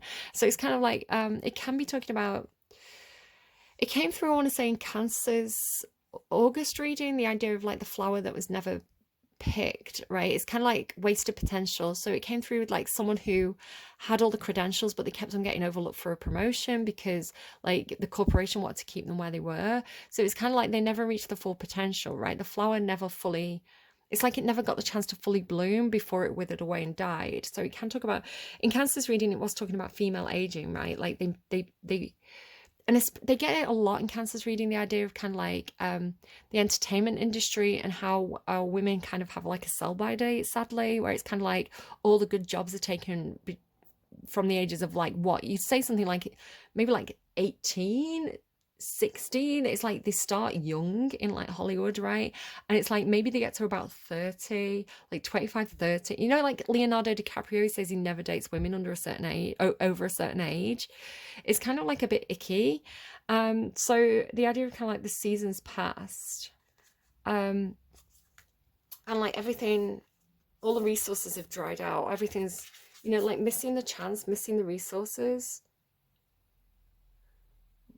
But it's something like, but you only needed one seed, right? You only needed, of that whole buffet, all you needed to take was one pomegranate seed or one apple seed, because that seed can grow into a whole forest. So fecundity, she's got that seed inside her, right? It's like carrying a baby, right? It's carrying a, like, again, Awakening to Spirits have this idea quite a lot in their readings, like carrying a seed, carrying an ovum, right? Carrying an egg. And like tending to it really carefully, because the wastelands comes next, with the idea of kind of like, I mean, I know Cindy's been picking up on the idea of like having a period, right? It's like the wasted potential, like that egg could have been a human, or it could have been twins, but it's, you know, like when the blood flows, it's kind of like a small grieving process kind of. And again, that's not to stereotype, not every woman wants to have a baby, and we certainly don't want to have a baby every time we ovulate because we die. But again, the idea of like, especially if you're trying for a baby, like when you go to the bathroom and you see that blood, it's so disappointing. Like your heart drops, right? And I know I was trying for my first for like 9 months, and then I think my second took me like 3 months. I was still really fertile from the first pregnancy, so didn't take long with the second one, but the first one was like 9 months. And so yeah, you get your hopes up every month, and then it doesn't happen. But sustainability slowed down 10 to your garden. It could be something about overdoing it, right? If you are, and again, I don't want to blame anyone. It's no, these things happen. But again, you may need to, if there's like, even if it's like, let's talk generally about like seeds that don't come to fruition. So ideas that don't work out, or, dreams that you have that never lead anywhere. It's like, don't despair. Like I say, it's like you only need one seed from that entire buffet to start something new, to replant. And it's like nature takes care of the rest. So, because if you look closely here, so it's like the importance of like resting, right? Especially with the physical body, like the physical body needs rest. I am annoyed. My cat woke me up at I woke up at like properly consciously at 4:30. And my cat, I've been cuddling my cat for at least like 30 minutes. You've been like, like when you're asleep, but you're like petting the cat's head. So I properly came around and I realised that I've been doing it for ages. So the cat woke me up about 4, and then I woke up again at 5, and then my kid came in at 6, and then came in again at 7. My alarm went off at 7. So it's like I was waking up every hour, and I remember I kept on getting pulled out of like deep REM sleep. And I was like, I feel like a zombie. I feel awful. Coffee isn't going to fix this level of tired. I need my 8 hours. I need my solid 8 hours, right? So yeah, make sure you're getting your sleep. How long is this bloody reading? 1 hour and 45 minutes. At least it's not 3 hours. So yeah, the wasteland, sustainability, like use your energy wisely, right? Use your resources wisely. Fecundity talks about using your resources wisely. Slow down. You could be overspending. So it's kind of like the wasteland. It's like she's regretting, right? She's regretting running out of money, running out of food, running out of resources. Like the landscape has dried out. Like the beautiful garden has now dried to this desert landscape, which again, go and check out Cindy's readings this week, Awakening to Spirit, and Santara as well. She's been picking up on the idea of this energy rolling through. But yeah, it's like she had all these roses, right? Maybe she had all this beauty, she had all this youth. She's got like several roses here. She's got these 2 big roses here, and it's like she's just got this one left on a bum kind of thing. So it could be like regrets, like something didn't work out. I regret going to that party, something like that. But it's kind of like, but that one seed. So it's kind of like I came home from a party this week with a cork, right? And I was drunk at the party. I got this cork off the bar. I put it down my cleavage, and I was like, I'm gonna make a hat. Like those like Australian cork hats. I was like, I'm gonna get all the corks. I'm gonna make a hat.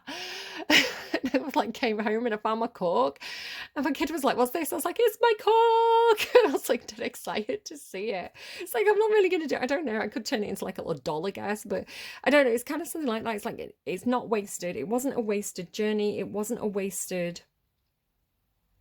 You didn't waste your time, because you're going to come out of it with like one thing, and it's replanting because you've got everything you need. So she's got grass and she's got water, and it's like I'm seeing it like that's going to spread. It's going to kind of like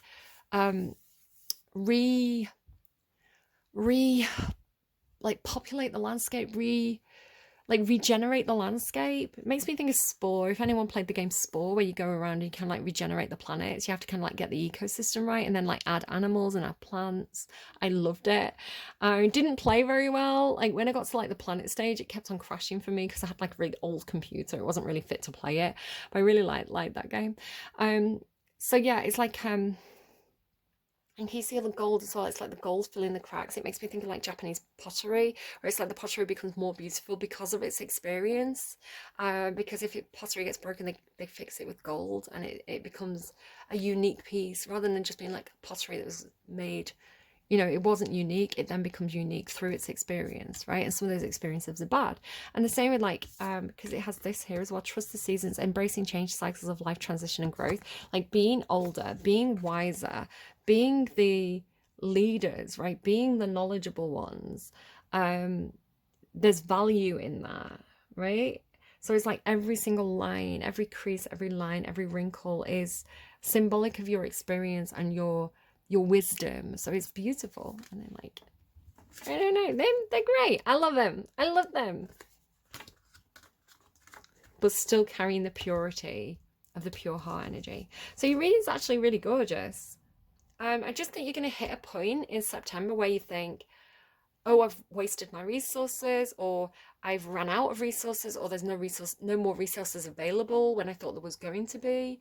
Don't panic, because again, it's like trust the cycles, like this will regenerate. You know, there are some environments where everything has to die off in order to regenerate. You know, like you know, sometimes fires are really good for certain forests because it kind of like the forest can get really like stifled, right? It's kind of like it can get really overgrown, and like the smaller plants can't always reach the sunlight. So sometimes the fire rolls through so that, and then the it regenerates faster, right? It regenerates faster because more light can get through to the forest floor. So, I want to say it could definitely be something like a regeneration project with work. So it could be something like, okay, we have this business, we have this workplace, we are interested in expanding our sustainability operations. We want to get people on board who are kind of like, they know about environment, they know about plants. We want to get the advisors so that we can perhaps have some kind of project where we go to a very dry environment and we kind of like plant the right plants. Maybe we get people together, maybe we crowdsource, but we want to get feet on the ground and like we want to get those seeds being planted. It could be something really cool. You know, like Mr. Beast, the YouTuber, he did a big drive, like a big campaign to plant 1 million trees, and he succeeded in raising the funds, and he was working together with a charity who are committed to kind of like planting all those trees, and they planted loads. I think they planted like 1,000 trees or something, or 10,000 trees or something in the initial video. Not the initial video, but like the promotional video, like they got all the kind of like subscribers and all the supporters and all the community, and you know, people were going and just planting like one tree in their local park, or you know, and it was this big movement, like mass movement, right? Crowdsourcing to make something big happen that could have a really big global impact. And it's kind of things like as well, like there's another YouTube channel. I can't think of the name of it, I'm afraid. Hopefully I'll remember to put it in the description box or community tab. I've got a really bad memory. If I don't write it down, I never do it. But it was this YouTube channel, and there were a group of kind of like biologists. And it was only a small group, right, with their followers and with their viewers, and they would raise money for certain projects, and they go around the world doing environmental projects, especially to do with like sustainability and like ecosystems. So I watched this one video where there'd been something like, I don't know if it was like a drought or something on a mountain, and like the landscape that had been really rich had completely like it was completely just kind of like rocky and sandy and dried out, like the environment had been destroyed, and so they went round and specifically planted like specific types of trees in order to establish a root system and get, you know, the land viable again, and they even added like a an irrigation system as well to the parts that they thought would need it the most, because there was like a river and things like, because this is like, you know, because it's next to the river, it's growing and then it's spreading from there. So it's like you need the water source, you need the fresh water source. So again, like you know, almost like digging out, like, because I've been getting canals as well, like the idea of canals being like a man-made water route system, so irrigation systems, things like that. Okay, I hope that's helpful. Let's get you a song to close out the reading, because it's been a lot. And I'm going to get on with something else as well. Get on with my day. Okay, till the ocean takes us all. Maybe it is. Maybe it's just like we need to be less wrapped up in ourselves and think more globally. it's funny as well, the imagery of that song. And again, this genuinely did just randomize for your reading when I asked about what was going on. Like, look at the image. It's an eye in the sky. Again, look at my community tab because I talk about the eye in the sky, and it's made up of crows. Like, isn't that mad? Like the symbolism. So, okay, so the song for you. So, what does the viewer need to take from this reading? Can we get some clarity? Oh, Six. So it's from the musical Six, which is about Henry VIII. So again, this idea of royalty again. And it says, don't lose your head. So I want to say I think it's Anne Boleyn. It could be Catherine of Aragon because it's don't lose your head. Not Catherine of, Catherine Howard. But I think it's, my kid's not here to ask at the moment. I think it's Anne Boleyn. Grew up in the French court, oui, oui, bonjour. Life was a chore, so she set sail.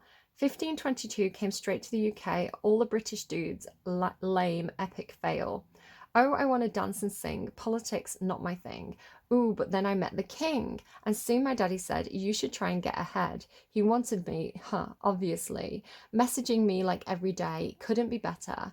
And then he sent me a letter. And who am I kidding? It was Pret-a-Manger. Sent a reply just saying, hi, you're a nice guy. I'll think about it maybe. XO baby. Here we go. I didn't know I would move in with his missus. Because Anne Boleyn moved in with with Catherine of Aragon, right? Henry VIII was in the process of divorcing Catherine of Aragon, and because he got a crush on Anne Boleyn, but the Catholic Church wouldn't let him marry Anne Boleyn and divorce Catherine Howard, so he excommunicated from the entire Catholic Church and caused the Reformation, I think it was, of England, where he closed all the monasteries and the Catholic churches and established the Protestant religion in the UK. It was a big hot mess, guys. Henry VIII was a right scoundrel. I didn't know he'd moving in with his missus. Get a life. You're living with his wife. What was I meant to do? Sorry, not sorry about what I said. I was just trying to have some fun. Don't worry, don't lose your head. I didn't mean to hurt anyone. LOL. Say oh well. I'll go to hell. Not sorry about what I said. Don't lose your head. 3 in the bed, and the little one said, if you want to be wed, make up your mind. Her or me, chum. Don't want to be some girl in a threesome. Are you blind? Don't be bitter because I'm fitter. Why hasn't it hit her? He doesn't want to bang you. Somebody hang you. And here we go. Your comic went viral. I didn't mean it, but rumours spiral. Wow, and way to make the country hate you. Mate, what was I meant to do? Oh my god, guys, what is this? Tried to elope, but the Pope said nope. Our only hope was Henry. He got a promotion, caused a commotion, set the motion of the C of E, Church of England. So again, the same themes are coming up. The rules were so outdated. Us two wanted to get created. Is this about... Am I channeling bloody King Charles and Camilla and Diana? It's a similar story. I'm not gonna lie. Everybody chill. It's toast good. Everybody chill. It's toast got twill. I believe he's one of the best characters in this play. Henry's out every night on the town just sleeping around like, what the hell? If that's how it's going to be, maybe I'll flirt with a guy or 3 just to make him gel. Henry finds out and he goes mental. He screams and shouts. He's so judgmental. You damn that witch, right? Anne Boleyn was called a witch. Mate, just shut up. I wouldn't be such a bitch if you could get it up. Here we go. And then the other girls are like, is that what you said? I definitely recommend watching it. Go and check it out on YouTube. Don't Lose Your Head 6. And now he's going round like off with her head. Yeah, I'm pretty sure he means it. What was I meant to do? Sorry about what I said. I was just trying to have some fun. Don't lose your head. So yeah, Anne Boleyn gets herself wrapped up in something. And it doesn't work out well for her. So I don't know. I love that musical though. I want to go and see it again. It's really good. And the songs are a bop. So it's good though, because it gives the, it's always Henry VIII and his 6 wives. And the show is about each wife as an individual. Like, it's called 6 because it's about the 6 women and their own personal stories, rather than it being like all lumped into like the 6 wives. So it's cool. It's a little bit feminist. like in a fun way, not in a kind of like I'm gonna shout at you kind of way, because I don't know, you get more flies with honey than vinegar, right? And I don't know, I'm gonna go, I'm bored. Bye. I'm bored now. I'm gonna go and have some fun. Take care of yourselves. If you can't be good, be careful.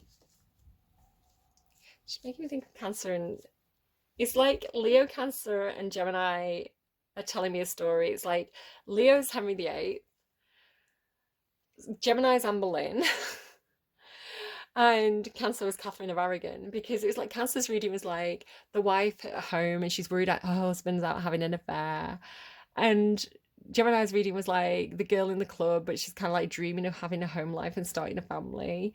And then it's like here's the king, here's the emperor, causing trouble.